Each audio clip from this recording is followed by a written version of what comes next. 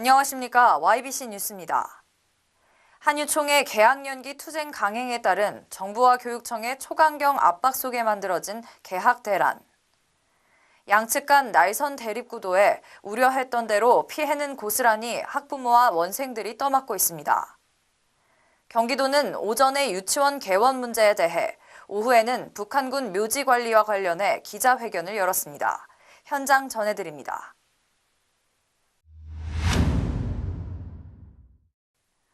경기도가 유치원 개학 연기의 불편 해소를 위해 각 시군별 국공립 어린이집 아동 추가 배치 가능 현황을 경기도 교육청과 공유하는 등 대책 마련에 나섰습니다. 이현희 경기도 여성가족국장은 4일 오전 도청 브리핑룸에서 유치원 개학 연기에 따른 경기도 대책 발표 기자회견을 열고 이 같은 내용을 밝혔습니다. 경기도 교육청 부교육감과 한라인 협조 체계를 구축해 가능한 모든 지원을 최대한 기울이기로 약속하였습니다. 현재 화성, 용인 등 신도시를 중심으로 한 염려스러웠던 일부 시군도 정상 등원이 이루어지는 등 특별한 문제는 없다는 교육청 관계자의 전언이 있었습니다.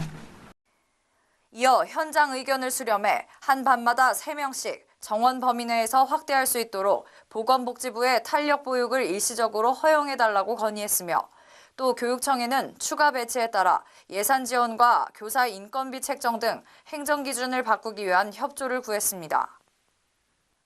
경기도는 이날 유치원 1,012곳에 교육청과 시군 공무원을 2인 1조로 배치해 개학이 연기된 경우 긴급 돌봄을 안내했다고 전했습니다.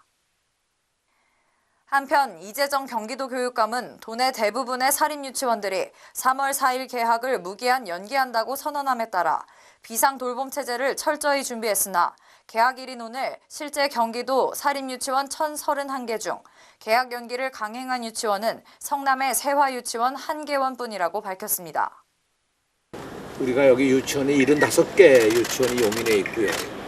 그 가운데 26개가 학급수로도 288학급이 돼서 걱정을 많이 했는데, 실제로 이 돌봄 배치를 하기 위해서 우리가 다 신청을 받았는데 302명이 신청을 했습니다. 오늘 집계를 해보니까 그 가운데 오늘 실제로 돌봄을 원해서 간 아이들은 한 2명밖에 없고요. 나머지는 다 실제로 자체 돌봄들 하고. 같은 날 오후 경기도 평화협력국장이 북한군 묘역관리 권한 이전에 대한 브리핑을 진행했습니다. 이화영 경기도 평화부지사와 서주석 국방부 차관은 4일 11시 30분 국방부 청사에서 파주에 위치한 북한군 묘지시설을 경기도로 이관하기 위한 업무협약서를 체결했습니다. 이번 업무협약서 체결은 국방부가 관리하고 있는 경기도 파주시 적성면에 위치한 북한군 묘지를 경기도로 이관하기 위한 것으로, 국방부는 관련 법규 및 제반 절차에 따라 북한군 묘지의 토지 소유권을 경기도로 이관하고 그에 상응하는 토지를 경기도로부터 인수하기로 했습니다.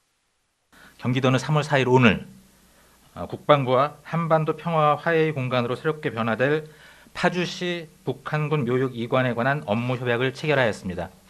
이번 협약식으로 경기도는 북한군 묘지에 대한 평화공원 조성 등을 통해 한반도 평화 정착 과정에서 의미 있는 역할을 수행할 수 있을 것으로 기대하고 있다고 전했습니다. 앞으로 국방부와 경기도는 관련 법규 규정에 따라 시설 관리 전환 및 부지 교환 절차를 진행해 나갈 예정입니다. 경기도는 돌봄 서비스를 받는 원화수 등 기본적인 현황조차 제대로 파악하지 못해 빈축을 사기도 했는데요. 일부에서는 이미 일찍부터 예고된 개학 연기 사태에 대해 안일한 대처가 아니냐는 지적이 일고 있습니다.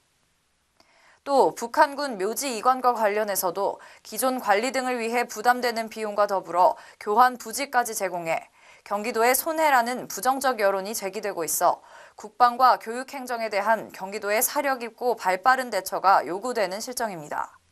지금까지 YBC 뉴스 권희영이었습니다. 시청해주셔서 고맙습니다.